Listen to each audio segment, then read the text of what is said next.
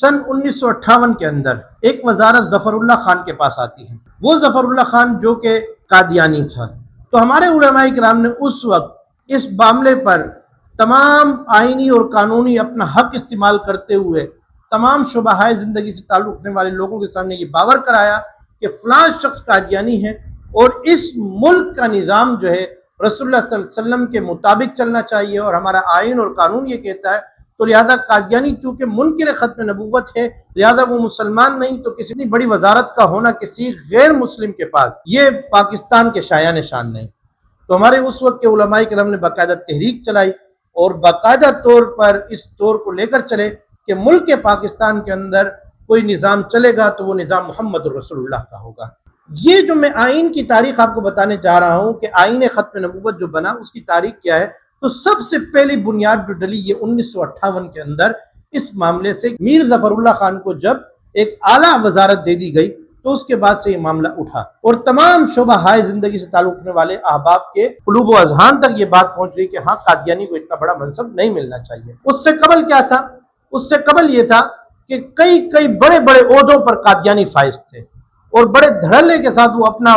لوگوں پر دین کی تبلیغ اور نشر و اشاعت جاری رکھے ہوئے تھے اور اپنے معاملات کو آگے بڑھا رہے تھے، لیکن یہ وہ تھا جو پہلا بند باندھا گیا 1958 کے اندر۔ اس کے بعد ایک اور واقعہ ہوتے ہیں فیصل آباد کے اندر جو کہ ربوہ کے قریب علاقہ ہے۔ ربوہ آپ سب جانتے ہیں کہ قادیانیت کا گڑھ ہے۔ جب فیصل آباد سے ایک ٹرین گزرتی ہے کچھ عرصے بعد، تو قادیانی چونکہ بڑے غصے میں تھے، جلال میں تھے، غصے میں تھے، قہر میں تھے اور کسی بھی طرح سے مسلمانوں سے بدلہ لینا چاہتے تھے کہ کس طرح انہوں نے ظفر اللہ کے خلاف ایک منظم تحریک چلائی ہے۔ تو ایک ٹرین گزرتی ہے فیصل آباد اسٹیشن سے، تو باقاعدہ اس ٹرین کو روک کر جتنے مسلمان اس ٹرین میں تھے تمام کو نیچے اتارا جاتا ہے، اور نیچے اتار کر یہ آج تک تاریخ بھری پڑی ہوئی ہے۔ سوشل میڈیا پر آپ کو باقاعدہ ویڈیوز مل جائیں گی، تصاویر مل جائیں گی۔ یہ کوئی کہانیاں گڑی ہوئی نہیں ہے، بلکہ یہ اس زمانے کی باتیں جب سوشل میڈیا، پرنٹ میڈیا تھوڑا میدان میں آنا شروع ہو چکا تھا۔ ٹرین سے باقاعدہ تمام مسلمانوں کو اتارا گیا، جیسے کہ کچھ عرصہ قبل آپ نے دیکھا کوئٹہ کے اندر میر جعفر ایکسپریس کے ساتھ ہوا،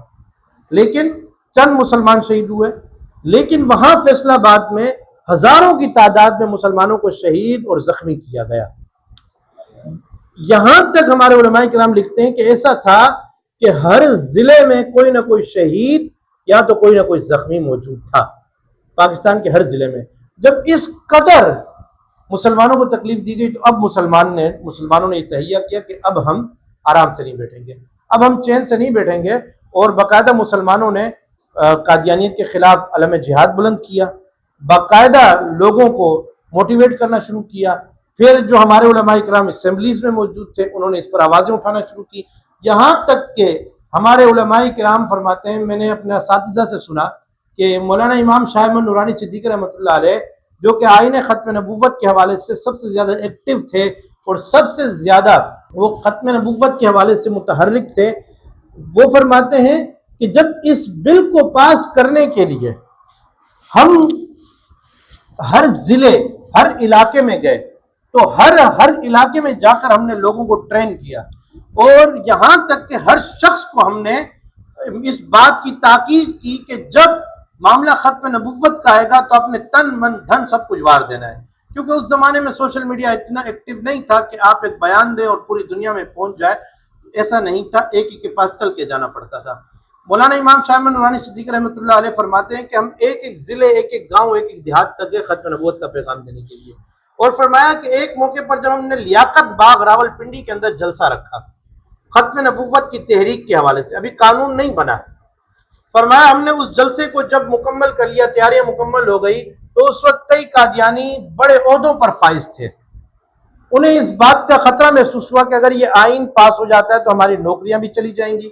ہماری وزارتیں بھی چلی جائیں گی، اور سب سے بڑھ کر یہ کہ قادیانیت جو ہے وہ بالکل ختم ہو جائے گی۔ لیاقت باغ کے اندر، راول پنڈی کے اندر جلسہ ہوتا ہے، جلسہ ختم نبوت، لوگ جمع ہوتے ہیں۔ امام شاہ احمد نورانی صدیقی رحمۃ اللہ علیہ فرماتے ہیں کہ پورا لیاقت باغ راول پنڈی کا کھچا کچ بھرا ہوتا ہے اور روڈوں تک لوگ ہوتے ہیں۔ یہ ہماری تاریخ کا کہا کہ سب سے بڑا اس وقت کا جلسہ تھا۔ فرمایا اچانک سے فوج کو احکامات جاری ہو جاتے ہیں، کیونکہ اس وقت قادیانی جو تھے کئی ایسے بڑے بڑے عہدوں پر فائز تھے، یہاں تک کہا گیا کہ اس وقت کا جو ڈی جی تھا وہ بھی قادیانی تھا، اور اس وقت کے بڑے بڑے جو اس وقت کے فوج کے جرنیل تھے وہ قادیانی تھے، کیونکہ اس وقت کوئی مذائقہ نہیں تھا، آئین نہیں بنا تھا، آئین نہیں تھا، تو اس لہٰذا کسی بھی عہدے پر قادیانی فائز ہو سکتا تھا، صدر رہ چکے تھے، وزیر اعظم رہ چکے تھے، تو فوج کے جنرل کرنیل بننا کون سا ان کے لیے مشکل بات تھی۔ کہا کہ آرڈر جاری کر دیا گیا اور حکم دے دیا گیا فوج کو کہ ان کو گولیوں سے چھلنی کر دیا جائے، بالکل بھون کے رکھ دیا جائے اور اس خبر کو بھی باہر نہ نکلنے دی جائے۔ فرمایا کہ ہر طرف سے گولیوں کی بلبلاہٹ کر دی گئی، گولیوں کی چھنچھلاہٹ ہے، ہر طرف سے گولیوں کی آوازیں آ رہی ہیں، یہاں تک کہ فرمایا پورے لیاقت باغ کے اندر صرف زندہ وہی لوگ بچے جو لاشوں کے نیچے دب گئے تھے، جو لاشوں کے نیچے دب گئے تھے، وگرنہ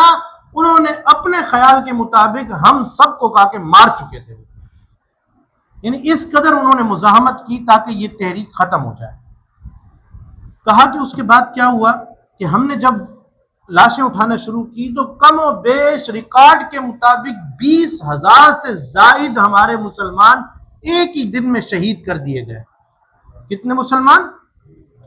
20,000 سے زائد مسلمان فرمایا ایک ہی دن میں شہید کر دیے گئے، اور زندہ وہی بچا جو لاشوں کے نیچے دب گیا تھا۔ اپنے زوم کے مطابق انہوں نے سب کو مار دیا تھا۔ کہا کہ ایک وہ واقعہ جو ٹرین والا تھا، کہا کہ دوسرا یہ واقعہ، اس واقعے نے پورے ملک میں جنگل میں آگ کی طرح پورا واقعہ پوری ملک میں پھیل گیا، یہاں تک کہا کہ کوئی شہر ایسا نہیں تھا، کوئی دیہات ایسا نہیں تھا، کوئی گلی ایسی نہیں تھی جس کا کوئی نہ کوئی جنازہ یا زخمی نہ ہو۔ فرمایا اب پاکستانی عوام کے دل کے اندر وہ نفرت کی آگ جنم لے چکی تھی کہ وہ ہر چیز کو بسم کر کے رکھ دیتی۔ فرمایا اس کے بعد مسلمانوں نے یہ تہیہ کیا کہ اب ہر حال میں ہم نے تحفظ ختم نبوت کرنا ہے۔